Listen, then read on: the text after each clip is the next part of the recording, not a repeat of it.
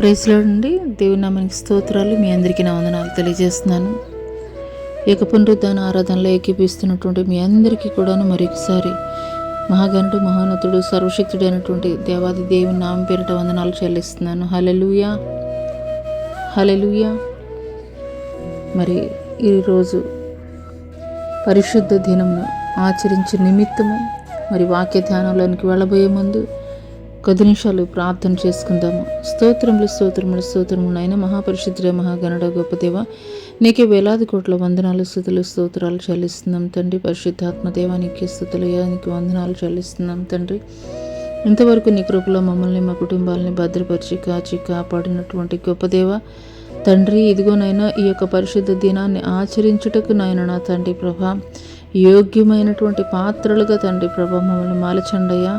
అయ్యా మా యొక్క హృదయములను తెరవజేయండి నాయన నా తండ్రి. జీవము కలిగినటువంటి నీ మాటలు వినుటకు తండ్రి ప్రభా అయ్యా నీ బిడ్డలనైనా ఎట్టి హృదయంతో వచ్చి ఉన్నప్పటికీ కూడా తండ్రి ప్రభా జీవం కలిగినటువంటి నీ మాటలు నాయన నా తండ్రి ప్రభా అయ్యా వినుట తోడనే తండ్రి ప్రభా వారి హృదయాలు తెప్పరలు చేయబడినట్లు తండ్రి ప్రభా ఈ యొక్క ఉదయకాలపు ఆరాధనలో ఆది నుండి అంతం వరకు మీరే అధ్యక్షత వహించి తండ్రి ప్రభా మీ నామ మహిమార్థమై తండ్రి ప్రభా అయ్యా ఈ యొక్క ఆరాధన జరిగించమని నజరుడైన యేసు అతి పని పశ్చిమంలో అడిగి వేడుకొనిచున్నాం తండ్రి. ఆమెన్. ప్రైజ్ లార్డ్ అండి. దేవుని నామం పేరిట మీ అందరికీ కూడా వందనాలు చెల్లిస్తున్నాను. హల్లెలూయా. మరి ఇంకేమాత్రం ఆలస్యం చేయకుండాను పరిశుద్ధ గ్రంథంలో నుండి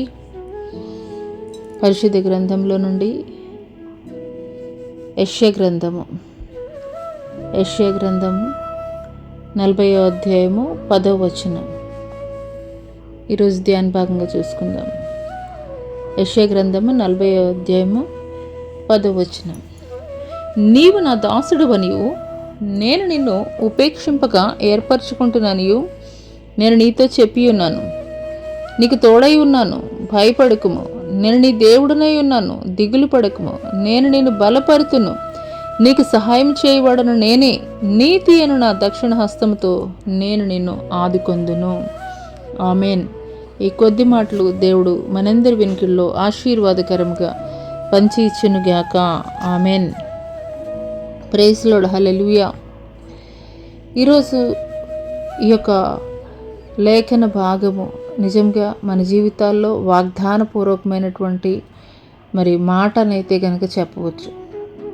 దేవుడు ఈ యొక్క పునరుద్ధాన దినము రోజున మనకి వాగ్దానపూర్వకంగా అయితే కనుక ఈ మాటని మన ప్రతి ఒక్కరి జీవితాల్లో కూడాను అది అప్లై అగులాగున దేవుడు దీవించునుగాక. ఆమెన్. ఈ యొక్క యెషయా గ్రంథాన్ని గురించి మనం తెలుసుకోవాలనుకుంటే యెషయా గ్రంథము 66 అధ్యాయాలతో కూడుకున్నటువంటి గ్రంథము. పరిశుద్ధ గ్రంథంలో 66 పుస్తకాలు ఉన్నట్లయితే ఈ యొక్క యెషయా గ్రంథము పెద్ద ప్రవక్త అని అయితే కనుక చెప్పవచ్చు. ఈ యొక్క యెషయా రాసినటువంటి గ్రంథాలు 66 గ్రంథాలుగా ఉన్నాయి. 66 ఉన్నాయి. హల్లెలూయా. 66 అధ్యాయాలు మినీ బైబిల్ అని కూడా చెప్పవచ్చు. ఎందుకొరకనంటే కనుక ఇది దేవుని ప్రజలైనటువంటి ఇశ్రాయేలీలు చెరలోనికి కొనిపోబడక పూర్వము, కొనిపోబడినటువంటి సమయము, కొనిపోబడిన తరువాత సందర్భాల్లో కూడాను రాయబడింది. హల్లెలూయా. యేసుక్రీస్తు ఒక బెత్లెహేము ప్రాంతంలో ఏ రీతిగా ఆయన జన్మిస్తాడు, ఇలాగూ అనేక విషయాలు క్రీస్తు యొక్క మరి ఆ యొక్క శిలువ శ్రమలను గురించి అనేక విషయాలు మరి కొత్త నిబంధనకి పాత నిబంధనకి ఒక వంతెననైతే కనుక చెప్పవచ్చు ఈ యెషయా రాసినటువంటి గ్రంథము. హల్లెలూయా, హల్లెలూయా. యెషయా ప్రవక్త చెరకు ముందు జీవించినటువంటి వాడిగా అయితే కనుక మనం చెప్పవచ్చు. హిస్టారికల్గా మనం చూసుకున్నట్లయితే కనుక ఈ యెషయా రాసినటువంటి ఈ గ్రంథము ఎప్పుడు రాశారనంటే కనుక చెరకు వెళ్ళక పూర్వమే రాసినటువంటి గ్రంథము ఈ యొక్క గ్రంథం. ఈ యొక్క గ్రంథాన్ని 3 భాగాలుగా కనుక మనం చూసుకున్నట్లయితే ఒకటి చెరకు ముందు రాసినటువంటిది, రెండవది చెరలో ఉన్నటువంటి సమయంలో, మూడవది వచ్చేసి చెర నుండి వచ్చిన తర్వాత రాయబడినటువంటిది. 3 సందర్భాలు అయితే కనుక మనకి కనిపిస్తాయి. 1వ అధ్యాయం నుండి 39వ వచనం వరకు కూడా మనం చూసుకున్నట్లయితే అక్కడ అషూర్ రాజు చెరకి ఇజ్రాయేలు జనాంగం కొనిపోబడినటువంటి వారిగా ఉన్నారు. ఇజ్రాయేలు రాజ్యము అషూరు రాజు చెరకి కొనిపోబడినటువంటి వారిగా ఉన్నారు. అటువంటి సమయంలో మరి ఈ యొక్క యూదా రాజ్యం కూడాను మరి చెరకి కొనిపోబడుతుందేమో అనేటువంటి ఒక భయంతో రాసినటువంటి సందర్భంగా అయితే కనుక మనం చూసుకోవచ్చు. ఈ యొక్క అధ్యాయాల్లో యెషయా చెప్తున్నటువంటి మాటలు ఏంటనంటే కనుక ఇజ్రాయెల్ ప్రజలను గురించి మరి పాపం మానుకోండి, లేనట్లయితే కనుక చెరకు వెళతారు. అంటే ఆల్రెడీ అక్కడ ఇజ్రాయెల్ రాజ్యంలో ఉన్నటువంటి ప్రజల్ని అషూర్ రాజు చెరకి కొనిపోబడ్డారు. అయితే ఈ యొక్క యూదా రాజ్యంలో ఉన్నటువంటి వారితోటి చెప్తున్నారు, మీరైతే కనుక దేవుడితోటి సరైనటువంటి భక్తి చేయండి, పాపం మానుకోండి, లేదంటే కనుక మీరు కూడా చెరకి కొనిపోబడతారని ఈ యొక్క 1 నుండి 39 అధ్యాయాల్లో మరి వాళ్ళనైతే కనుక హెచ్చరిక చేస్తూ ఉన్నాడు. ఆ తర్వాత 40 నుండి 55 వచనాలు కనుక మనం చూసుకున్నట్లయితే కనుక చెరకి కొనిపోబడ్డారు. బబులోను చెరకి కొనిపోబడిన తర్వాత రాసినటువంటి గ్రంథము 40 నుండి 55 అధ్యాయాల వరకు కూడాను బబులోను చెరకి కొనిపోబడిన తర్వాత రాసినటువంటి అధ్యాయాలు ఈ అధ్యాయాలు. ఆయన ముందుగానే వాళ్ళకి హెచ్చరికగా చెప్పారు. 1 నుండి 39 వచనాలు అధ్యాయాల వరకు చూసుకున్నట్లయితే కనుక అషూరు రాజు చెరకి ఇజ్రాయేల్ రాజ్యం వెళ్ళిపోయింది, మీరైనా కానీ సరిగ్గా ఉండండి, పాపం మానుకోండి, దేవునికి నచ్చినట్లుగా జీవించండి అని హెచ్చరిక చేశారు. అయినప్పటికీ కూడాను వారి యొక్క చిత్తానుసారముగా వారు జీవించినటువంటి క్రమంలో బబులోను చెరకి దేవుడు అప్పగించేశాడు. బబులోను చెరకి అప్పగింపబడినటువంటి సమయంలో 40 నుండి 55 అధ్యాయాలు అక్కడ ఈరోజు మన యొక్క లేఖన భాగం 41వ అధ్యాయము 10వ వచనంలో దేవుడు చెప్తాడు కదా, భయపడద్దు, నేను మిమ్మల్ని విడిపిస్తాను అని చెప్పేసి. అదే రీతిగా దేవుడు వాళ్ళకి అభయం ఇస్తున్నట్లుగా, అంటే నేను ఉన్నాను అనేటువంటి ఒక భరోసా ఇస్తున్నట్లుగా అయితే కనుక ఈ అధ్యాయాల్లో మనం చూడొచ్చు.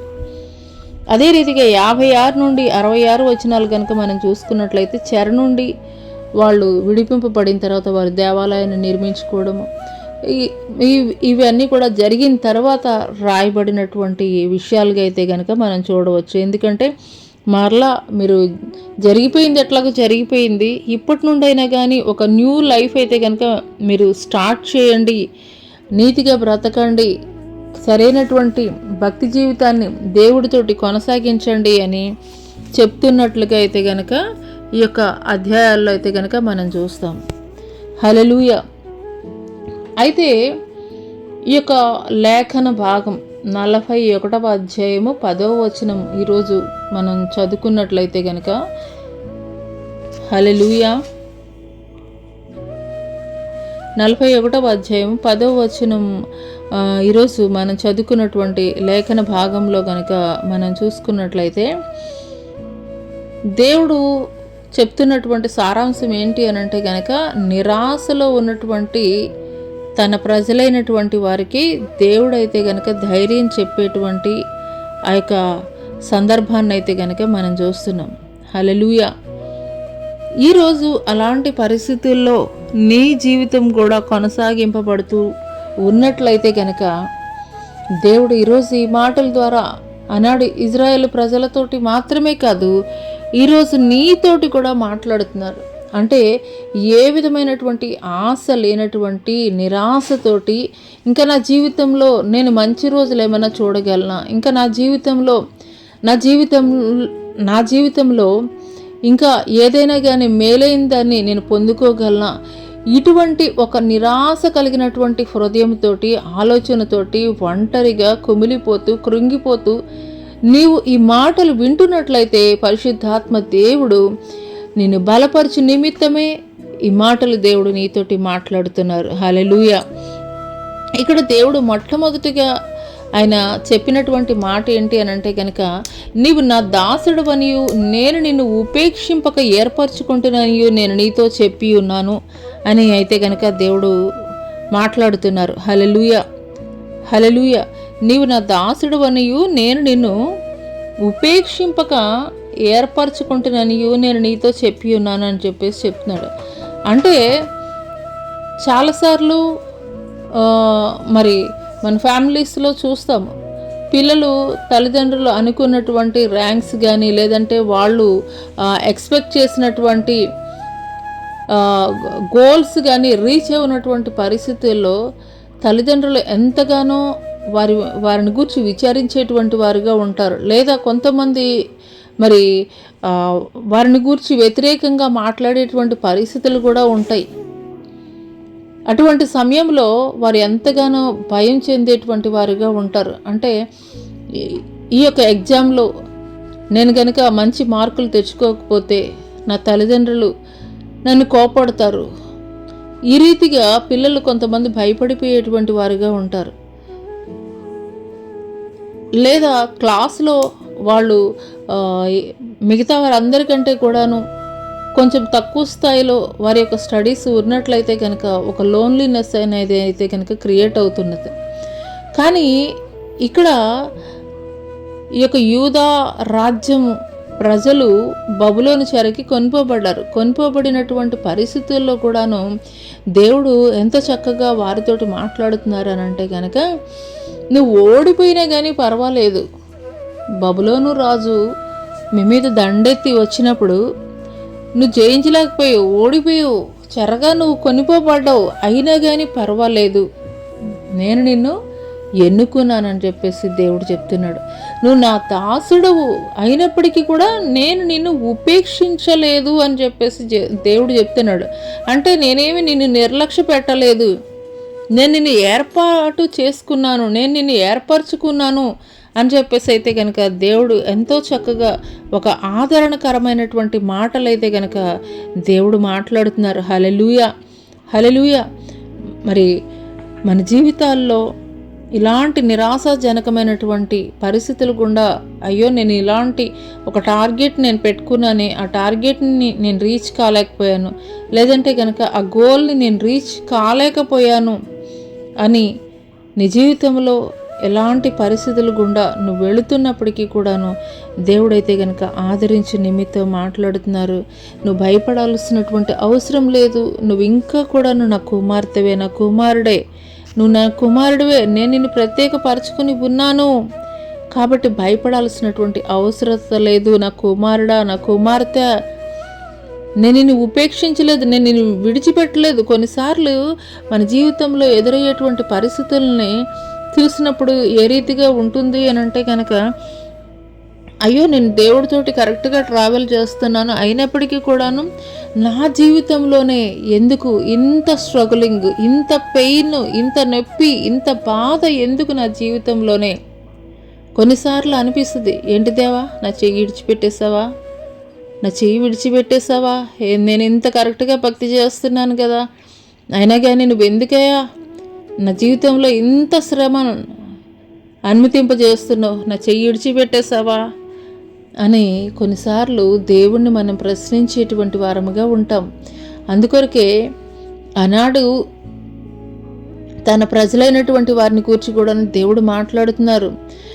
మీరు బానిసలుగా ఉన్నారు, అయినప్పటికీ కూడా మీరు నా ప్రజలే, నేను మిమ్మల్ని ఏర్పాటు చేసుకుని ఉన్నాను, నేనైతే కనుక మిమ్మల్ని ఉపేక్షించలేదు, అంటే మిమ్మల్ని తృణీకరించలేదు, నేను మిమ్మల్ని విడిచిపెట్టలేదు, ఇంకా మీరు నా చేతుల్లోనే ఉన్నారు అని ఒక భరోసానైతే కనుక దేవుడు వారితోటి మాట్లాడారు. అదే మాటలు దేవుడు ఈ యొక్క ఉదయకాల సమయంలో నీతోటి కూడా మాట్లాడుతున్నారు.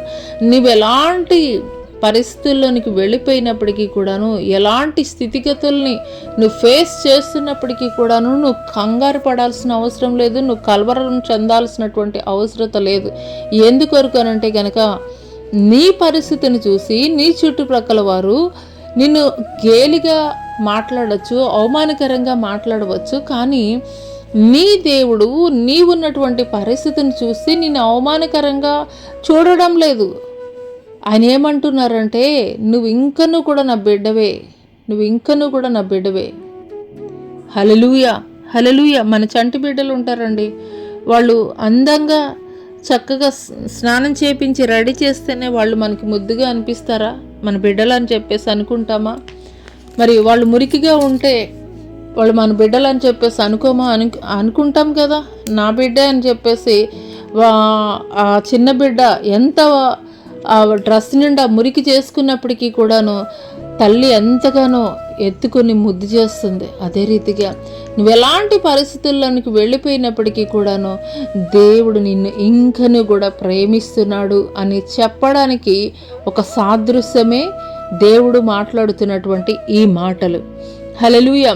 అయితే ఈరోజు దేవుడు మరి మనల్ని బలపరుస్తూ మాట్లాడుతున్నటువంటి ఒక 5 మాటలను అయితే ఈ లేఖనంలో నుండి మనం అయితే కనుక నేర్చుకుందాము. హల్లెలూయా, హల్లెలూయా. మొదటిగా వచ్చి ఇక్కడ దేవుడు మాట్లాడింది ఏంటంటే, నీవు నా దాసుడు అనియు నేను నిన్ను ఉపేక్షింపక ఏర్పరచుకుంటున్నాను, నేను నీతో చెప్పి ఉన్నాను, ఆల్రెడీ నేను నీతో చెప్పాను అని చెప్పేసి చెప్తున్నాడు. రెండో విషయం ఏంటంటే కనుక నేను నీకు తోడై ఉన్నాను, భయపడకము అని చెప్పేసి చెప్తున్నారు. నేను నీకు తోడుగా ఉన్నాను, నువ్వు భయపడద్దు అని చెప్పేసి చెప్తున్నారు. బైబిల్ గ్రంథంలో మనం చూసుకున్నట్లయితే 366 సార్లు దేవుడు ప్రతి దినము కూడా దేవుడు మనతోటి మాట్లాడుతూనే ఉన్నారు. భయపడకు భయపడకు భయపడకు అని చెప్పేసి దేవుడు మనతోటి మాట్లాడుతూనే ఉన్నారు. కానీ మన జీవితంలో ఎదుర్కొనేటువంటి పరిస్థితులను చూసి మనం ఎంతగానో కలవరం చెందుతూ ఉంటాము. అపవాది కొన్నిసార్లు మన యొక్క ఆలోచనల్ని, మన యొక్క మనసుని గలిబిలి చేస్తూ ఉంటాడు. అటువంటి సమయంలో మనం ఎంతగానో కలవరంతో నిండిపోయి ఉంటాము, భయంతో నిండిపోయి ఉంటాము.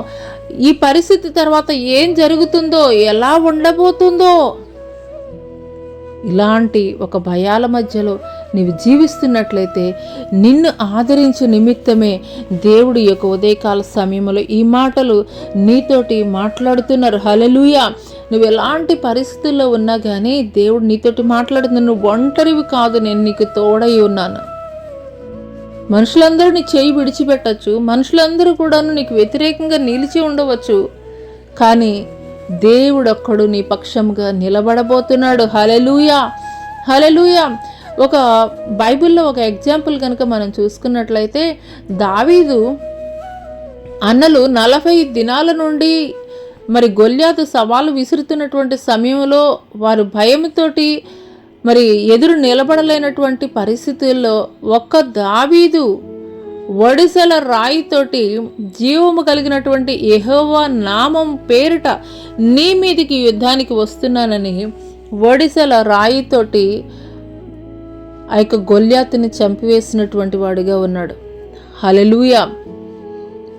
శక్తి చేతనైనను బలము చేతనైనను కాదు, నా ఆత్మ ద్వారా కార్యములు జరిగిస్తానని చెప్పినటువంటి దేవుడు అనేక సార్లు మనకి కలిగినటువంటి మరి ఈ లోకంలో ఉన్నటువంటి ఎవరెవరో మనుషుల యొక్క ఇన్ఫ్లుయెన్స్, ధనబలాన్ని బట్టి, అంగబలాన్ని బట్టి, అర్ధబలాన్ని బట్టి, లేదంటే క్యాడర్స్ని బట్టి, లేదంటే కనుక మనకున్నటువంటి స్థితిగతులను బట్టి మనం ఎంతగానో అతిశయించేటువంటి వారముగా ఉంటాం. హల్లెలూయా. అలాగే ఆనాడు గొల్యాతు కూడాను 6 మూరల జానుడు ఎత్తు కలిగినటువంటి గొల్యాతు ఎంతగానో విరవీగుతూ సవాలు విసురుతున్నటువంటి వాడిగా ఉన్నాడు 40 దినాలు. హల్లెలూయా, హల్లెలూయా. దేవుని చేతులకి నీ సమస్య గొల్యాతంతా ఎత్తుగా ఉన్నా, గొల్యాతంత బలంగా ఉన్నా, గొల్యాతంత హెచ్చుగా ఉన్నప్పటికీ కూడాను సమస్యను చూసి నువ్వు భయపడవద్దు. సమస్యని మించి సమస్య మీద నీకు విజయాన్ని ఇచ్చేటువంటి దేవుని వైపు నువ్వు చూసినప్పుడు నీ సమస్య నీకు అల్పంగా ఉంటుంది. నీ చుట్టుపక్కల వారికి ఆ సమస్య చాలా భయంకరంగా అనిపించవచ్చు. కానీ నువ్వు దేవుని మీద ఎప్పుడైతే ఆనుకుంటావో, ఆధారపడతావో, దేవుని నామాన్ని ఎప్పుడైతే నీ నోటి వెంబడ నువ్వు ఉచ్చరిస్తావో, నీ సమస్య మీద దేవుడు నీకు విజయాన్ని ఇచ్చేటువంటి వాడిగా ఉన్నాడు. హల్లెలూయా. కాబట్టి నువ్వు భయం చెందవలసింది, భయభక్తులు కలిగి ఉండవలసింది దేవుని పట్ల కానీ నీ సమస్యను చూసి కాదు నువ్వు భయపడవలసింది. అందుకొరకే ఈ యొక్క ఉదయకాల సమయంలో దేవుడు మాట్లాడుతున్నాడు, భయపడవద్దు అని చెప్పేసి దేవుడు మాట్లాడుతున్నారు. హల్లెలూయా. భయపడవద్దు అని చెప్పేసి దేవుడు మాట్లాడుతున్నారు. మత్తయి సువార్త 28వ అధ్యాయం 20వ వచనం కనుక మనం చూసుకున్నట్లయితే, ఇదిగో నేను యుగ సమాప్తి వరకు సదాకాలం మీతో కూడా ఉన్నానని వారితో చెప్పాను. ఆయన ఎప్పటి వరకు ఉన్నారంటండి? గత కాలంలో బైబిల్లో రాసినటువంటి వారితోటి ఉన్నాడు. మరి ఎవరెవరో గొప్ప గొప్ప మరి దైవ సేవకుల దగ్గర వారికి తోడుగా ఉంటారు. మనకు ఉంటారో ఉండరో ఇలాంటి క్వశ్చన్ నీ మైండ్లో రైజ్ అవుతుంటే దేవుడు సూటిగా, స్పష్టంగా, తేటగా మాట్లాడుతున్నారు. ఇప్పుడు కాదు, యుగ సమాప్తి వరకు కూడా నేను నీతో కూడా తోడై ఉంటానని చెప్పేసి దేవుడు మాట్లాడుతున్నాడు. కాబట్టి దేవుడే మన పక్షంగా ఉంటే మనం భయపడవలసినటువంటి అవసరం ఏమున్నదండి? ఆయన మనకు కొండ, కోట, ఆశ్రయ దుర్గముగా ఉన్నటువంటి దేవుడిగా ఉన్నాడు. హల్లెలూయా, హల్లెలూయా. అదే రీతిగా హెబ్రీలకు రాసినటువంటి పత్రిక 13వ అధ్యాయము 5-6 వచనాలు చూసుకున్నట్లయితే, నిన్ను ఏమాత్రమును విడవను, నిన్ను ఎన్నడను ఎడబాయను అని ఆయనయే చెప్పిన కదా. కాబట్టి ప్రభు నాకు సహాయకుడు, నేను భయపడను, నరమాత్రుడు నాకేమి చేయగలడు అని మంచి ధైర్యంతో చెప్పగలవారమై ఉన్నాము. హల్లెలూయా. ఈ లోకంలో వేటిని చూసి నువ్వు భయపడిపోతున్నావు? ఈ లోకంలో వేటిని చూసి నువ్వు కలవరపడిపోతున్నావు? పరిస్థితులను చూసా, లేదంటే కనుక మనుషులను చూసా, వేటిని చూసి నువ్వు కలవరం చెందుతున్నావు? దేవుడు ఈరోజు నీతోటి మాట్లాడుతున్నాడు, బిడ్డా నేను నీతో కూడా ఉన్నాను, భయపడమాకు, భయపడొద్దని చెప్పేసి చెప్తున్నాడు. హల్లెలూయా, హల్లెలూయా. ఒక దావీదు చిన్న 16 ఏళ్ల వయసులో ఉన్నటువంటి వాడు. గొల్యాతు చూస్తే 6 మూరల జానుడు ఎత్తు కలిగినటువంటి, మరి యుద్ధ నేర్పరితనం కలిగినటువంటి వ్యక్తి. కానీ అంత గొప్ప గొల్యాతుని చూసి దావీదు కలవరం చెందలేదు, భయపడలేదు. కానీ నిలబడ్డాడు. ఎవరి పక్షంగా నిలబడ్డాడు అని అంటే కనుక దేవుని పక్షంగా నిలబడ్డాడు. నీ ప్రతికూలమైనటువంటి పరిస్థితుల్లో నువ్వు దేవుడి పక్షంగా నిలబడు. అప్పుడు ఆయన నీ పక్షంగా నిలబడి నీవు ఎదిరించలేనటువంటి ఎంత గొప్ప సవాళ్ళనైనా కానీ ఎదిరించి విజయాన్ని దేవుడు నీకు ఇవ్వబోతున్నాడు. హల్లెలూయా, ఆమేన్, హల్లెలూయా. రెండవది ఏంటి అంటే కనుక దేవుడు మరి యొక్క ఉదయకాల సమయంలో మాట్లాడుతున్నారు, దిగులు పడద్దు అని చెప్పేసి చెప్తున్నాడు. ఏ పరిస్థితులను చూసి నువ్వు కృంగిపోతున్నావు? ఏ పరిస్థితులను చూసి నువ్వు కంగారు పడిపోతున్నావు? ఏ పరిస్థితులను చూసి అయ్యో నా జీవితం ఎట్లాగో, నా జీవితం ఏ రీతిగా ఉండబోతుందో అని చెప్పేసి నువ్వు కలవరం పడిపోతున్నావు? హల్లెలూయా. ఒక గిద్యోని చూస్తున్నట్లయితే కనుక శత్రువులను చూసి భయపడి గానిగల చోటున హల్లెలూయా గోధుమలను దొల్లగొట్టుకుంటున్నటువంటి ఒక గిద్యోని తోటి దూత వచ్చి మాట్లాడుతుంది. హల్లెలూయా, హల్లెలూయా, హల్లెలూయా, హల్లెలూయా. పరాక్రమం కలిగినటువంటి బలాఢ్యుడు అని దూత మాట్లాడుతుంది గిద్యోనితోటి. పరాక్రమం కలిగినటువంటి బలాఢ్యుడు మిద్యానీయులకు భయపడి గానిగ చోటున గోధుమలను దొల్లగొట్టుకుంటున్నటువంటి ఒక గిద్యోనితోటి దేవుని దూత ఏమని మాట్లాడుతుందండి? పరాక్రమం కలిగినటువంటి బలాఢ్యుడు. అతనేమో ఏమనుకుంటున్నాడు? శత్రువులను చూసి భయపడిపోయి, కంగారు పడిపోయి, కలవరపడిపోయి, అమ్మ నా వల్ల ఏమవుతుంది అని చెప్పేసి భయంతో అతని జీవితం కొనసాగిస్తున్నాడు. దిగులు పడిపోయినటువంటి స్థితిలో ఉన్నాడు. కానీ దేవుని దూత అంటే ఓల్డ్ టెస్టిమెంట్లో దేవుని దూత అన్న ప్లేస్లో ఎవరండి? జీసస్ అని చెప్పుకోవాలి. ఏమని మాట్లాడుతున్నారండి? పరాక్రమం కలిగినటువంటి బలాఢ్యుడా అని మాట్లాడుతున్నాడు. ఈరోజు దేవుడు అదే రీతిగా నీతోటి కూడా మాట్లాడుతున్నాడు. ఏ పరిస్థితులను చూసి కృంగిపోయావు, ఏ పరిస్థితులను చూసి భయంతో ఉన్నావు, ఏ పరిస్థితులను చూసి నా వల్ల కాదు అని చెప్పేసి నువ్వు అనుకుంటున్నావు, అటువంటి నీతోనే దేవుడు మాట్లాడుతున్నాడు. పరాక్రమం కలిగినటువంటి బలాఢ్యుడా అని. ఎందుకొరకు అనంటే కనుక దేవుడు నీ ద్వారా శూర కార్యములు జరిగించబోచున్నాడు. హల్లెలూయా.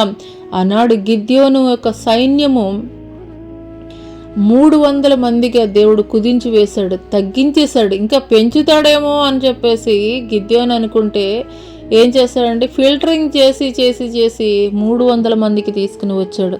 వాళ్ళు ఏమన్నా ఆయుధాలు పట్టారా? లేదంటే కనుక మరి యుద్ధ నేర్పరితనంతో వాళ్ళు ఏమన్నా యుద్ధం చేశారా?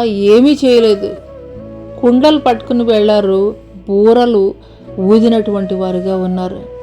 యుద్ధంలో విజయశీరులుగా వచ్చినటువంటి వారుగా ఉన్నారు. హల్లెలూయా. నువ్వు కలిగి ఉన్నటువంటి కొద్ది జ్ఞానాన్ని బట్టో, లేదంటే కనుక నువ్వు కలిగి ఉన్నటువంటి కొద్ది ధనాన్ని బట్టో, లేదంటే నువ్వు కలిగి ఉన్నటువంటిది ఏదైనా సరే అది అల్పమైనది అని జనులు నిన్ను చూసి మాట్లాడవచ్చు, జనులు నిన్ను చూసి గేలి చేయవచ్చు, జనులు నిన్ను చూసి చులకనగా మాట్లాడవచ్చు. కానీ నువ్వు ఏదైతే కలిగి ఉన్నావో ఆ అల్పమైన దానితోనే దేవుడు నిన్ను విజయశీలిగా నిలబెట్టబోతున్నాడు. హల్లెలూయా. ఒక గిద్యోను మిద్యానీయులకు భయపడి ఎంతగానో కలవరంతో గానికి చాటున గోధుమలు దొల్లగొట్టుకుంటున్నటువంటి వాడిగా ఉన్నాడు. కానీ దేవుడు ఏమని పిలుస్తున్నాడండి?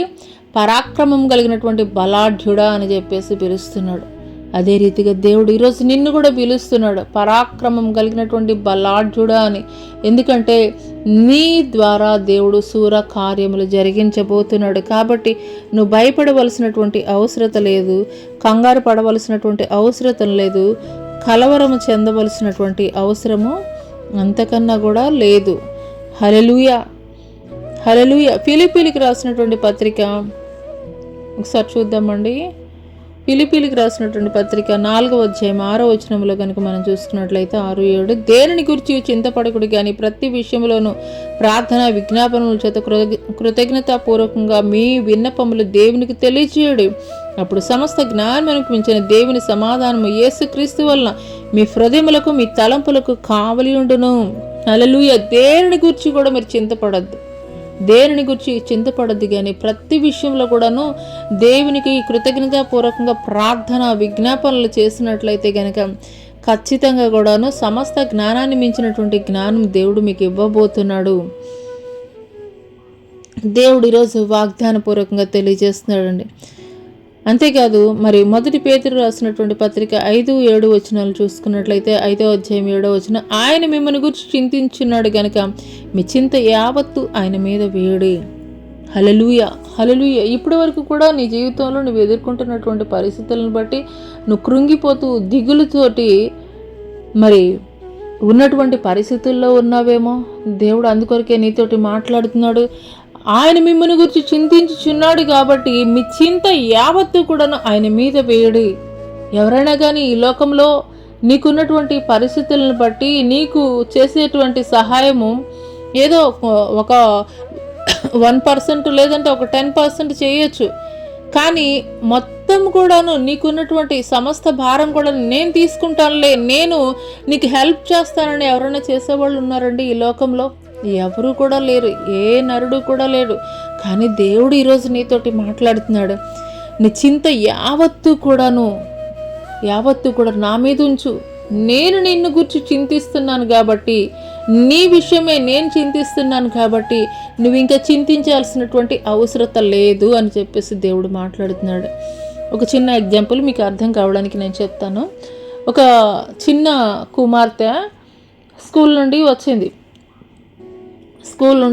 ఒక చిన్న పాప స్కూల్ నుండి వచ్చి మరి వాళ్ళ డాడీతో చెప్తుంది, డాడీ ఎగ్జామ్ ఫీజు కట్టలేదు, మరి ఎగ్జామ్ ఫీజు కట్టాలని చెప్పేసి పలానా తారీఖు కల్లా కట్టాలి, కట్టకపోతే ఎగ్జామ్ రాయించను అని చెప్పేసి చెప్తున్నారు అని చెప్పేసి డైరీ తీసి చూపించి ఇంక వెళ్ళిపోయి చక్కగా ఆడుకుంటుంది ఆ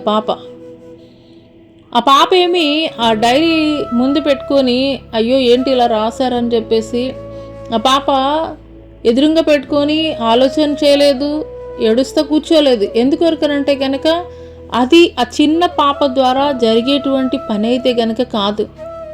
చేయగలిగినటువంటి వాళ్ళ తండ్రికో తల్లికో ఇస్తే కనుక వాళ్ళు చేస్తారు. ఆ బాధ్యత నాది కాదు అని ఆ బాధ్యత జరిగించేటువంటి చేయగలిగినటువంటి సమర్థులైనటువంటి మరి వాళ్ళ నాన్న చేతికి అప్పగించినప్పుడు ఆ పాప ఎంతో ఫ్రీ అయిపోయి చక్కగా గంతులు వేసుకుంటూ ఆనందంతో ఎగురుతూ ఆడుకుంటూ ఉన్నది.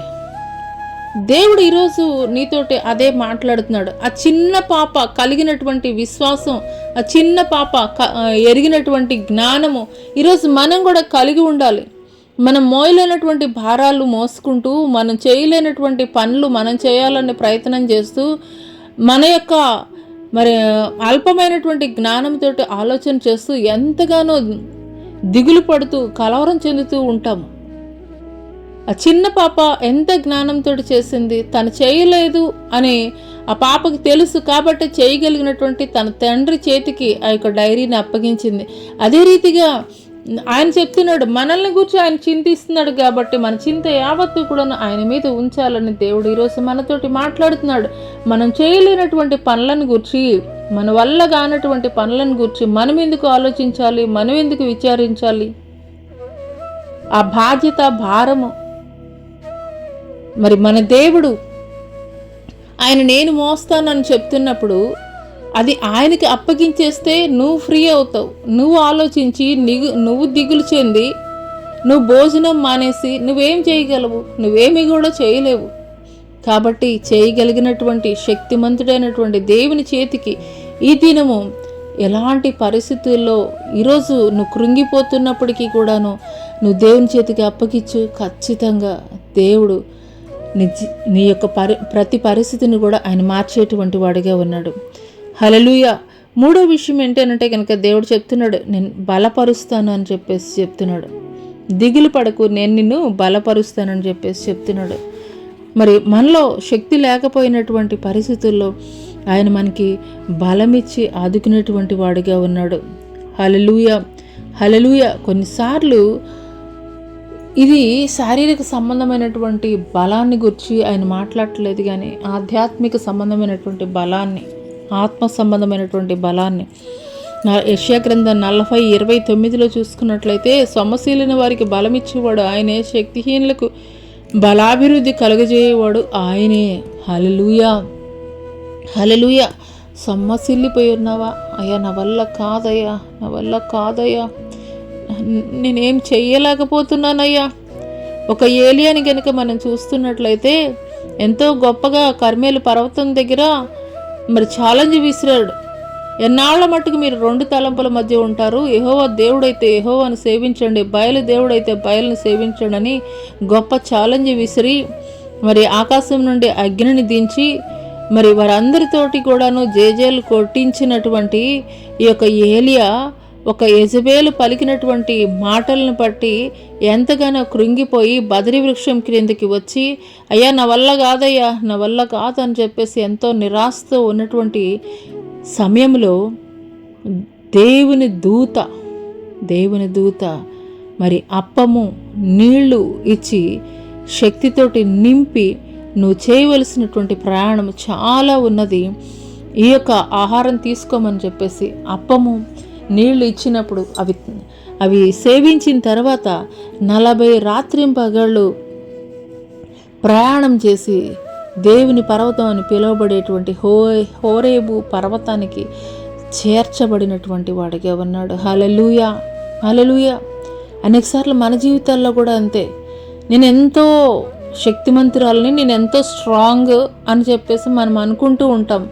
కానీ ఎవరైనా ఏదైనా ఒక చిన్న మాట అంటే చాలు అదే మైండ్లో పెట్టుకొని ఇంత గొప్ప శక్తి, ఇంత గొప్ప బలము, నేను ఇంత స్ట్రాంగ్ అని చెప్పేటువంటి వాళ్ళు ఒక చిన్న మాటను పట్టుకొని ఇంకా మైండ్లో అదే ట్రావెల్ అవుతూ ఉంటుంది, ఇంకా ఏ పని చేయాలనిపించదు.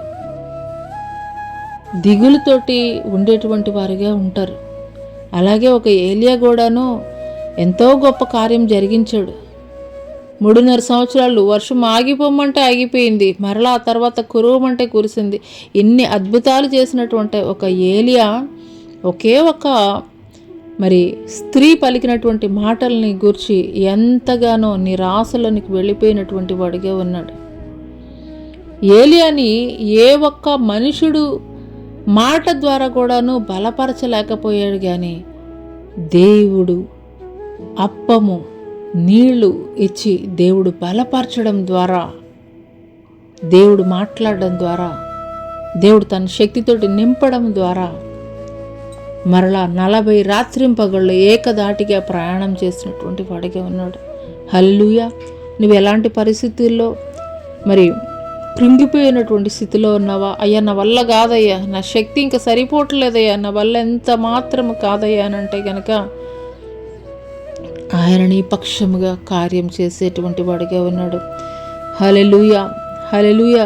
కొరింథీయులకు రాసినటువంటి పత్రిక రెండవ పత్రిక 12వ అధ్యాయం 9వ వచనంలో చూసుకున్నట్లయితే, అందుకు నా కృప నీకు చాలును, బలహీనత యందు నా శక్తి పరిపూర్ణమగుచున్నదని ఆయన నాతో చెప్పాను. కాగా క్రీస్తు శక్తి నా మీద నిలిచిండు నిమిత్తం విశేషంగా నా బలహీనతలందే బహు సంతోషముగా అతిశయపడుదును. అపోస్తలుడైనటువంటి పౌలు గారు తనకు కలిగినటువంటి బలహీనతను బట్టి ఎన్నోసార్లు దేవుణ్ణి అడిగినటువంటి వాడిగా ఉన్నాడు. అయ్యా, ఈ యొక్క బలహీనత నాలో నుండి తీసివేయండి అయ్యా అని చెప్పినప్పుడు ఆయన చెప్తున్నటువంటి మాట, నా కృప నీకు చాలయ్యా, నా కృప నీకు చాలు, నీ బలహీనతలో ఏంది నా బలము పరిపూర్ణంగా నింపబడుచున్నది అని చెప్పి దేవుడు మాట్లాడినటువంటి వారిగా ఉన్నారు. హల్లెలూయా. అందుకొరకే పౌలు అంటున్నారు, నన్ను బలపరచు అని అందే నేను సమస్తమును చేయగలను. హల్లెలూయా, హల్లెలూయా. ఆయన ఎవరు బలపరుస్తున్నారండి? దేవాది దేవుడే ఆయన బలపరుస్తున్నారు. ఆయనలో ఉన్నటువంటి ఒక ముళ్ళు అయినప్పటికీ కూడాను ఆయన్ని దేవుడు నిలబెట్టి ఎన్నో గొప్ప గొప్ప సంఘాలు, గొప్ప గొప్ప ప్రాంతాలు, ఆసియా ఖండమంతా కూడాను ఆయన సువార్త పరిచర్య జరిగించినటువంటి వాడిగా ఉన్నాడు. నూతన నిబంధనలో చూసుకున్నట్లయితే 14 పత్రికలు అపోస్తలుడైనటువంటి పౌలు గారు రాసిన పత్రికలుగానే అయితే కనుక మనం చూడవచ్చు. అంత గొప్ప సేవా పరిచర్య ఆయనలో. ఆయన ఏమన్నా శక్తిమంతుడు, బలాఢ్యుడు, లేదంటే కనుక జ్ఞానవంతుడా? కాదు. కానీ ఆయనలో ఒక బలహీనత ఉంది, ఒక ముళ్ళు ఉన్నది. అయినప్పటికీ కూడాను ఆ బలహీనతల్లో నుండే ఆయన శక్తి పరిపూర్ణము చేస్తూ ఘనముగా దేవుడు వాడుకున్నటువంటి వాడిగా ఉన్నాడు. హల్లెలూయా, హల్లెలూయా. కాబట్టి ఒక అపోస్తలుడైనటువంటి పౌలు గారు కలిగినటువంటి బలమైనటువంటి, దృఢమైనటువంటి, స్థిరమైనటువంటి విశ్వాసాన్ని మనం కూడా కలిగి ఉండేటువంటి వారముగా ఉన్నప్పుడు, అయ్యా నాలో నుండి ఈ పెయిన్ తీసివే అన్నప్పుడు ఆయన అన్న మాట ఏంటో తెలుసా? దేవుడు నా కృప నీకు చాలు అని చెప్పేసి అన్నాడు.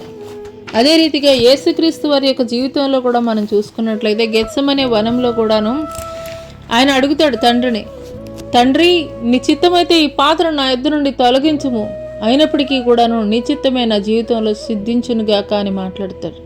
అంటే ఆయనకి తెలుసు అది ఎంత శ్రమతో కూడుకున్నది, అది ఎంత ఆయన ఎన్ని స్ట్రగుల్స్ ఫేస్ చేయాలి, ఆ శిలువ శ్రమలు అనేటువంటి విషయము ఆయనకి తెలుసు.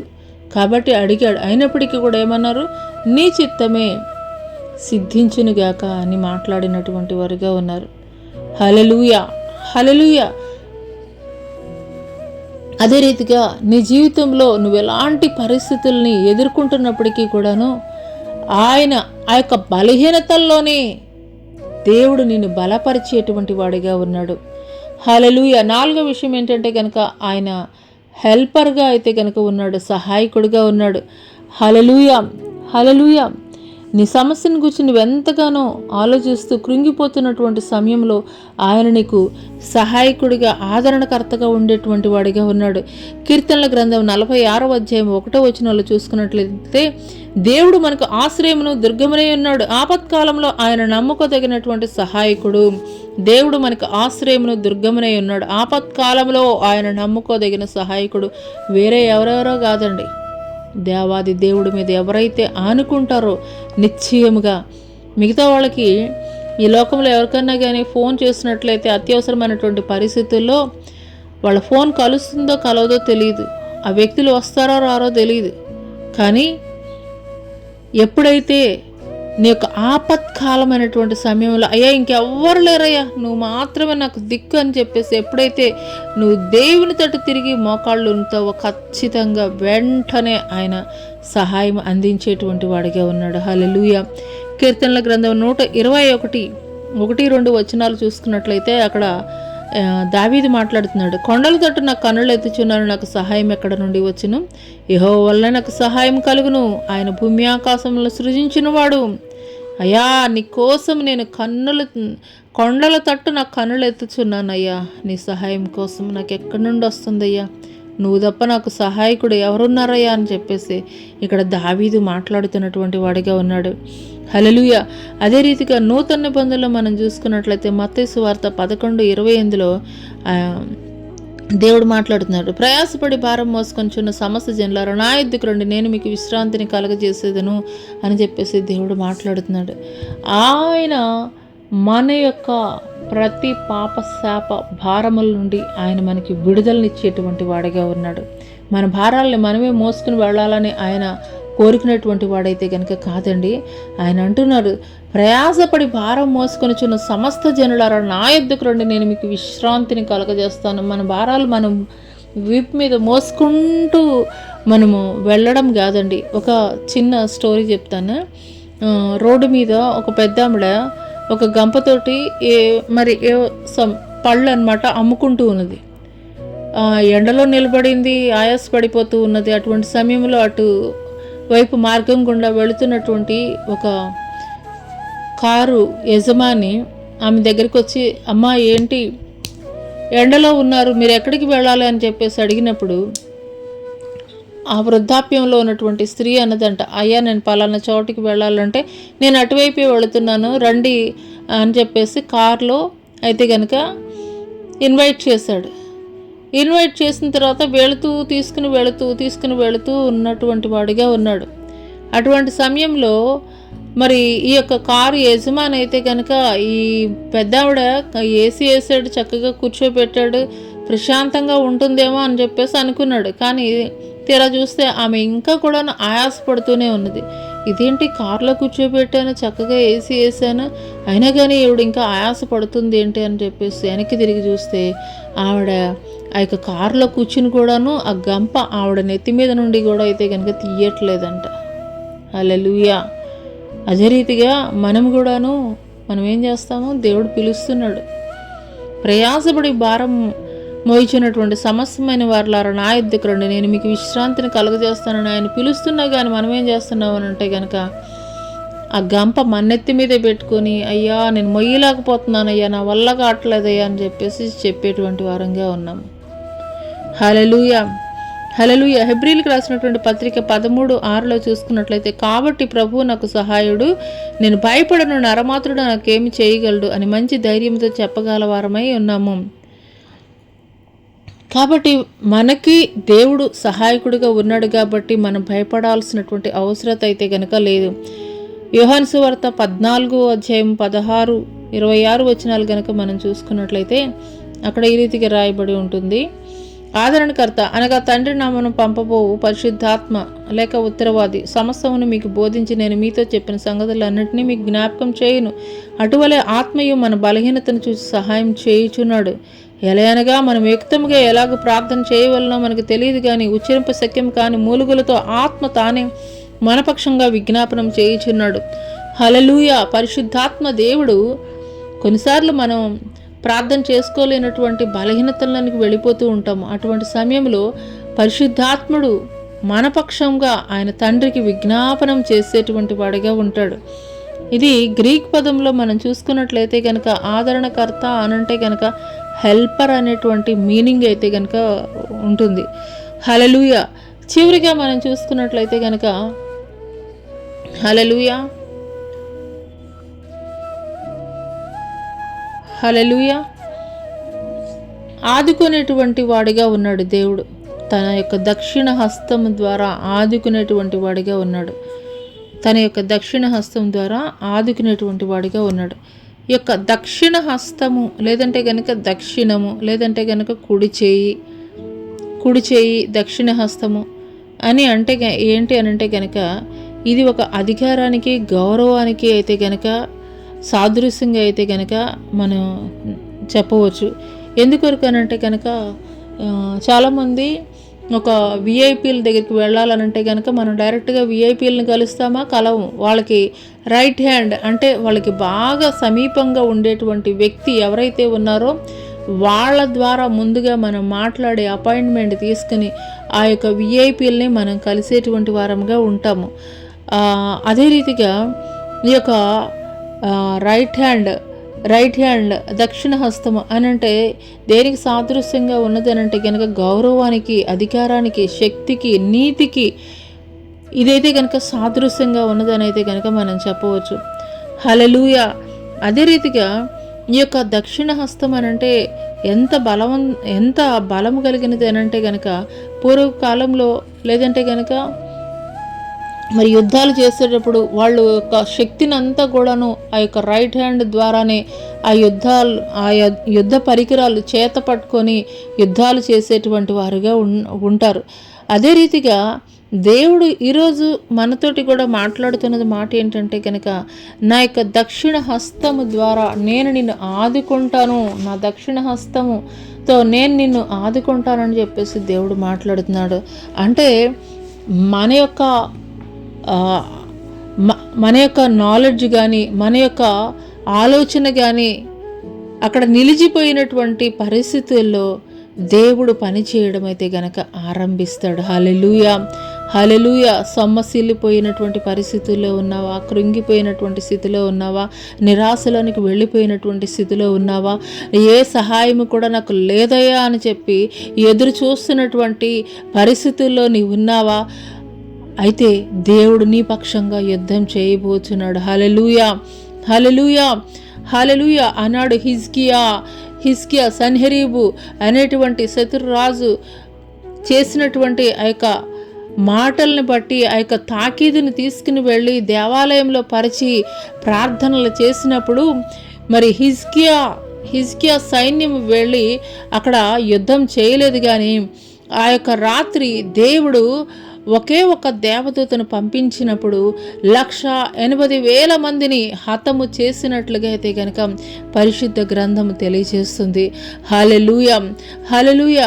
మన శక్తి, మన బలము, మన యొక్క జ్ఞానము సరిపోయినటువంటి నిస్సహాయమైనటువంటి స్థితిలో ఆయన బలమైనటువంటి హస్తము మన మీద చాపబడినప్పుడు హల్లెలూయా, హల్లెలూయా. రాబా కెషాబా హల్లెలూయా, హల్లెలూయా, హల్లెలూయా. రాబా కెషాబా హల్లెలూయా, హల్లెలూయా, హల్లెలూయా, హల్లెలూయా, హల్లెలూయా, హల్లెలూయా, హల్లెలూయా. స్తోత్రం, స్తోత్రం, స్తోత్రం తండ్రి, స్తోత్రం. హల్లెలూయా, హల్లెలూయా, హల్లెలూయా. నాకు అసాధ్యమైనది ఏదైనా కలదా? నాకు అసాధ్యమైనది ఏదైనా కలదా? నేను సమస్తము చేయగలిగినటువంటి సమర్థుడను, నేను సమస్తము చేయగలిగినటువంటి సమర్థుడను. ఏల్ షదాయ్ దేవుడని నేను మాట్లాడుచున్నాను. ఏల్ షదాయ్ దేవుడని నేను నీతో మాట్లాడుచున్నాను. ఏల్ షదాయ్ దేవుడని మాట్లాడుచున్నాను. హల్లెలూయా, హల్లెలూయా, హల్లెలూయా, హల్లెలూయా. స్తోత్రం, స్తోత్రం, స్తోత్రం తండ్రి, స్తోత్రం. హల్లెలూయా, హల్లెలూయా, హల్లెలూయా.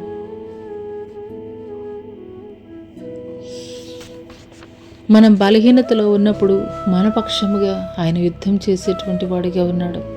యుద్ధము యెహోవాదే. హల్లెలూయా, హల్లెలూయా.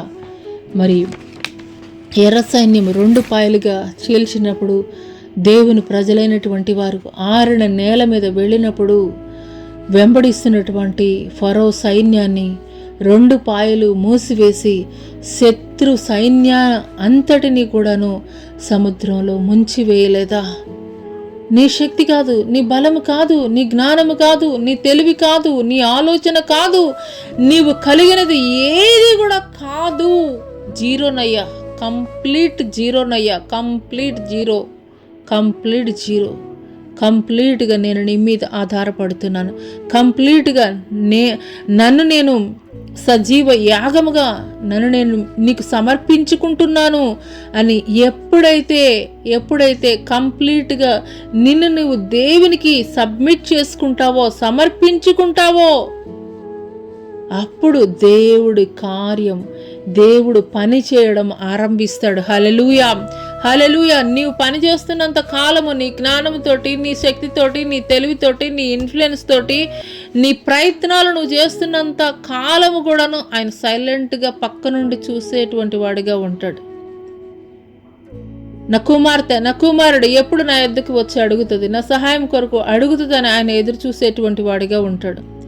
నువ్వు ఎప్పుడైతే అయ్యా నా వల్ల కాదయ్యా, నా వల్ల అవ్వట్లేదయ్యా, నా వల్ల కాదు అని చెప్పేసి నువ్వు ఎప్పుడైతే నీవే నా జీవితంలో కార్యం జరిగించాలని కంప్లీట్గా నువ్వు దేవుని మీద ఎప్పుడైతే ఆధారపడతావో, ఆనుకుంటావో, మోకరిల్లుతావో,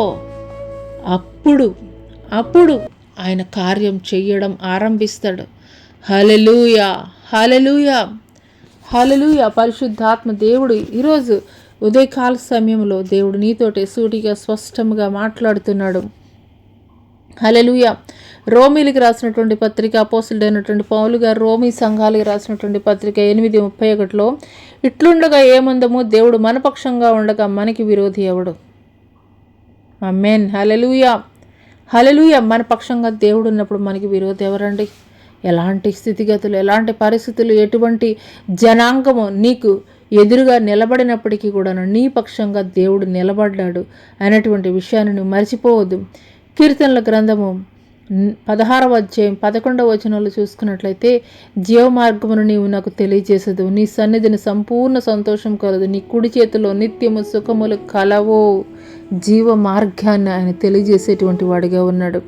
ఆయన సన్నిధిని సంపూర్ణమైనటువంటి సంతోషము, ఆయన కుడి చేతిలో నిత్యము కూడాను సుఖములు కలవు. కాబట్టి ఆయన దక్షిణ హస్తము మనకు తోడుగా ఉండాలని మనం కోరుకున్నటువంటి వారుగా ఉండాలి. హల్లెలూయా. ఆఖరిగా అదే 41వ అధ్యాయం 13వ వచనంలో చూసుకున్నట్లయితే దేవుడు మాట్లాడుతున్నారు, నీ దేవుడనైన యెహోవానగు నేను భయపడకము, నేను నీకు సహాయం చేసేదనని చెప్పుచు నీ కుడి చేతిని పట్టుకొనుచున్నాను. హల్లెలూయా, హల్లెలూయా. కుడి చేతిని పట్టుకోవడం అని అంటే ఏంటండి? కొన్నిసార్లు మన బలం సరిపోదు, మన జ్ఞానం సరిపోదు, మన ఆలోచన సరిపోదు, మన వివేచన సరిపోదు. ఒక చిన్న బిడ్డని ఏ రీతిగా తన తండ్రి చేత్తో పట్టుకుని భరోసా ఇస్తాడో, అదే రీతిగా దేవుడి యొక్క ఉదయకాల సమయంలో ఆయన మనకి కూడా భరోసా ఇస్తున్నాడు. ఆయన నీ చేయి కూడా పట్టుకునేటువంటి వాడిగా ఉన్నాడు. ఆయన నిన్ను కూడా బలపరిచేటువంటి వాడిగా ఉన్నాడు. హల్లెలూయా, హల్లెలూయా. బబులోను లాంటి పరిస్థితుల గుండా నీ జీవితం కొనసాగింపబడుతుందా? బబులోన్ అంటే ఏంటండి? అన్య దేశం. బబులోన్ అంటే ఏంటండి? బానిసత్వ బ్రతుకు. బబులోన్ అంటే ఏంటండి? స్వతంత్రత లేనటువంటి ఆ యొక్క ప్రాంతం. బబులోన్ అంటే ఏంటండి? మనకంటూ ఉన్నటువంటి అధికారం ఏ ఒక్కటి కూడా లేదు. కేవలం బానిస. వారు చెప్పింది మాత్రమే చేయాలి. మనకంటూ సొంత హక్కులు, ఆలోచన ఏ ఒక్కటి కూడా లేదు. ఒకరి కింద ఒబే అయ్యి బ్రతకడమే.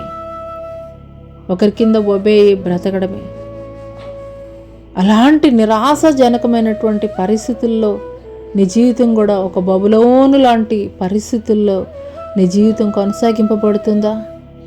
అయితే దేవుడు నిన్ను ఆదరించు నిమిత్తమే, నిన్ను బలపరచు నిమిత్తమే దేవుడు ఈ యొక్క ఉదయకాల సమయంలో నీతో మాట్లాడుతున్నారు. మొదటగా ఏంటంటే దేవుడు చెప్తున్నాడు, నువ్వు ఎలాంటి పరిస్థితులకు వెళ్ళిపోయినా కానీ నువ్వు నా కుమార్తెవి, నువ్వు నా కుమారుడివే, నేను నిన్ను ప్రత్యేకపరచుకున్నాను, నేను నిన్ను ఏర్పాటు చేసుకుని ఉన్నాను అని చెప్పేసి దేవుడు మనల్ని బలపరుస్తున్నాడు. రెండవది ఏంటంటే కనుక భయపడొద్దని చెప్తున్నాడు. మూడవది దిగులు పడొద్దని చెప్పేసి చెప్తున్నాడు. నాలుగో విషయం ఏంటంటే కనుక నేను నిన్ను బలపరుస్తానని చెప్తున్నాడు. ఐదవది నేను నీకు సహాయం చేస్తానని చెప్తున్నాడు.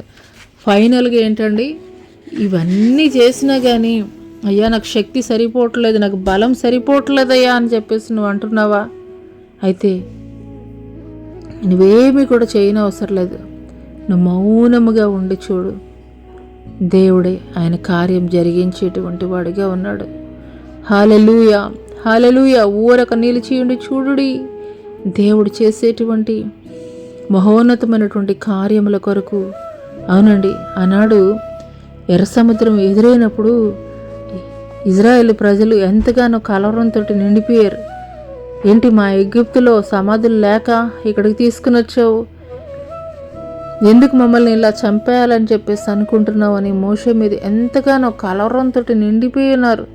వాళ్ళ వల్ల కావటం లేదు. వెనక చూస్తే ఫరో సైన్యం తరుగుతుంది, ముందు చూస్తే ఎర్ర సముద్రం ఉన్నది. ఏం చేయాలో అర్థం కానటువంటి నిస్సహాయమైనటువంటి స్థితి. కానీ ఎప్పుడైతే మోషే దేవునికి మొరపెట్టి ఎర్ర సముద్రం వైపు ఆయన చేతిలో ఉన్నటువంటి కర్రని చూపించారు, ఆ యొక్క ఎర్ర సముద్రం 2 పాయలుగా చీల్చబడింది. క్షేమముగా దేవుని ప్రజలు ఆ యొక్క ఎర్ర సముద్రాన్ని దాటినటువంటి వారిగా ఉన్నారు. శత్రు సైన్య సమూహము ఎర్ర సముద్రంలో ముంచబడినటువంటిదిగా ఉన్నది. ఈరోజు నీ జీవితంలో కూడా ఇలాంటి బబులోను లాంటి పరిస్థితుల్లో ఉన్నావా? బబులోను లాంటి పరిస్థితుల్లో ఉన్నావా? ఏమవుతుందో ఏం చేయాలో అర్థం కానటువంటి ఒక నిస్సహాయమైనటువంటి స్థితిలో నీవు ఉన్నావా? నిరీక్షణ లేనటువంటి స్థితిలో నీవు ఉన్నావా? ఏం జరుగుతుందో, నేను మంచి రోజులు చూడగలనా, నా జీవితంలో మంచి కార్యములు నేను పొందుకోగలనా, ఈ రీతిగా నీ ఆలోచన ఉన్నట్లయితే దేవుడు నిన్ను బలపరిచే నిమిత్తమే ఈ మాటలు మాట్లాడుతున్నారు. నేను నిన్ను బలపరుస్తాను, దిగులు పడకు, నేను నిన్ను ధైర్యపరుస్తాను, నేను నీకు సహాయం చేస్తాను. ఇన్ని చేసినా కానీ ఇంకను కూడా కృంగిపోతున్నావా? ఇంకా నా వల్ల కాదయ్యా అని. అయితే నువ్వు కాదు యుద్ధం చేసేది, నేనే నీ పక్షంగా యుద్ధం చేయబోతున్నాను, నేనే నీ పక్షముగా నిలబడబోతున్నాను, నేనే నీ పక్షముగా యుద్ధం చేయబోతున్నానని దేవుడు మాట్లాడుతున్నారు.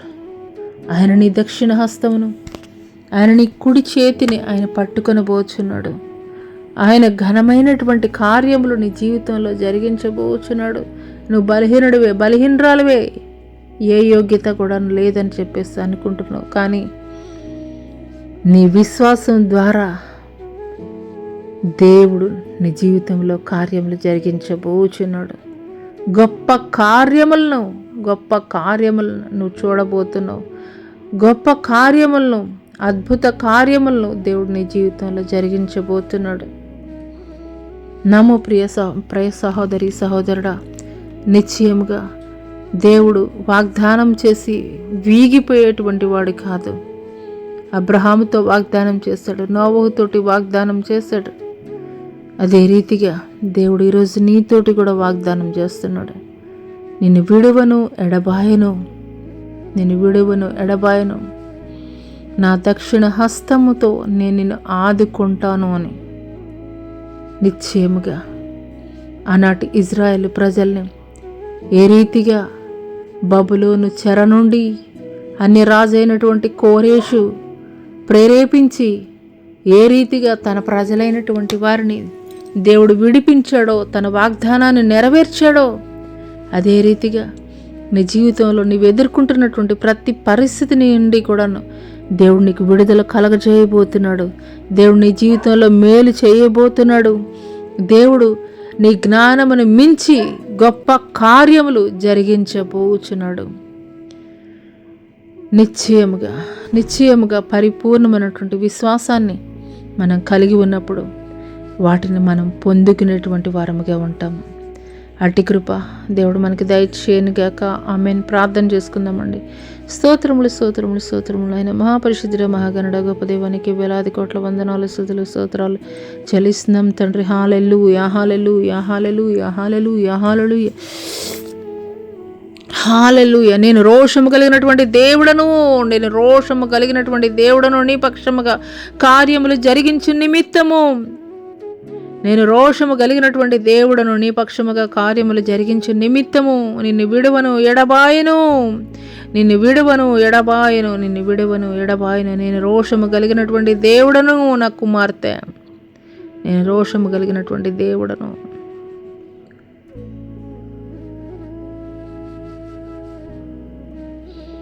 నేను రోషము కలిగినటువంటి దేవుడను. హల్లెలూయా హల్లెలూయా హల్లెలూయా హల్లెలూయా హల్లెలూయా హల్లెలూయా హల్లెలూయా హల్లెలూయా. స్తోత్రములే వందనాలు చెల్లిస్తున్నాం దేవా నీకే స్తుతులు స్తోత్రములు తండ్రి. ఎంతమంది బిడ్డలైతే తండ్రి ప్రభా ఇలాగూ ఏ విధమైనటువంటి ఆశ లేనటువంటి ఒక నిరాశజనకమైనటువంటి జీవితాలని కొనసాగిస్తున్నారో, వారి యొక్క జీవితాల్లో కొనసాగింపబడుతున్నాయో తండ్రి ప్రభా, అట్టి వారిని ఆదరించే నిమిత్తమే తండ్రి ప్రభా అయ్యా మీరు మాట్లాడారయ్యా, మీరు వాగ్దానం చేశారయ్యా తండ్రి. అదే రీతిగా నీ ప్రజలైనటువంటి వారిని తండ్రి మీరు ఆ యొక్క చెర నుండి విడిపించారయ్యా. అదే రీతిగా ఏ విధమైనటువంటి చెరలో తండ్రి ప్రభా బంధింపబడి ఉన్నప్పటికీ కూడా తండ్రి ప్రభా మీరు వాగ్దానపూర్వకమైనటువంటి మాటల ద్వారా తండ్రి ప్రభా మీరు మాతో మాట్లాడారయ్యా. నిశ్చయముగా తండ్రి ప్రభా ప్రతి బంధకాల నుండి, ప్రతి కట్ల నుండి, ప్రతి బొండల నుండి, ప్రతి సంఖ్యల నుండి నేను మీకు విడుదల కలగజేయబోచున్నాను. నా ప్రియ జనాంగమా ప్రతి బంధకాల నుండి, ప్రతి బొండల నుండి, ప్రతి సంఖ్యల నుండి నేను మీకు విడుదల కలగజేయబోచున్నాను. నిబ్బరము కలిగి ధైర్యముగా ఉండము. యెహోవానగు నేను మాట్లాడుచున్నాను. నిబ్బరము కలిగి ధైర్యముగా ఉండము. హల్లెలూయా హల్లెలూయా హల్లెలూయా. స్తోత్రం తండ్రి. Thank you lord. బలహీనలు బలపరచండి అయ్యా. ఈ సమయంలో ఎంతమంది బిడ్డలైతే తండ్రి నిరాశతోటి కృంగిపోతున్నారా నాయనా, ఏ ఆశ లేక అయ్యా నా జీవితం ఇంతేనయ్యా, నా జీవితంలో ఏ మేలు చూడనా, నా జీవితంలో ఏ మంచి నేను చూడనా అని ఎంతమంది కృంగిపోతున్నారు. అట్టి వారిని ఆదరించే నిమిత్తమే తండ్రి ప్రభా ఈ మాటల ద్వారా మీరు మాట్లాడిన ప్రతి మాటను బట్టి మీకే వందనాలు చెల్లిస్తూ నజరుడైన యేసు అతి పరిశుద్ధ నామములో అడిగి వేడుకొనుచున్నాం తండ్రి. ఆమెన్. తండ్రి అయినటువంటి దేవుని దయ, కుమారుడైనటువంటి యేసుక్రీస్తు ప్రభుల వారి యొక్క కృప, పరిశుద్ధాత్మ యొక్క అన్యోన్య సహవాసం ఆయన సన్నిధి భూలోకంలో ఉన్న సకల పరిశుద్ధులకు సామాజిక మాధ్యమం ద్వారా ఏకీపిస్తున్నటువంటి ప్రతి ఒక్కరి జీవితాల్లో దేవుడు నూతనమైనటువంటి కార్యములు జరిగించునుగాక. ఆమెన్. యేసు రక్తమే జయం, శిల రక్తమే జయం, పోది కార్యంలో ఎంత నాశనం ప్రభు యేసు నాకు సంపూర్ణ విజయం కలిగినగాక. ఆమెన్. ప్రైజ్ లార్డ్ అండి. అందరికీ ప్రైజ్ లార్డ్. దేవుడు మిమ్మల్ని, మీ కుటుంబాలని ఈ వారం అంతా మీరు చేస్తున్నటువంటి పనుల్లో, ప్రయత్నాల్లో, ఉద్యోగాల్లో, వ్యాపారాల్లో, సమస్తమైనటువంటి విషయాల్లో దేవుడు మీకు, మీ కుటుంబాలకి తోడై ఉండునుగాక. ఆమెన్.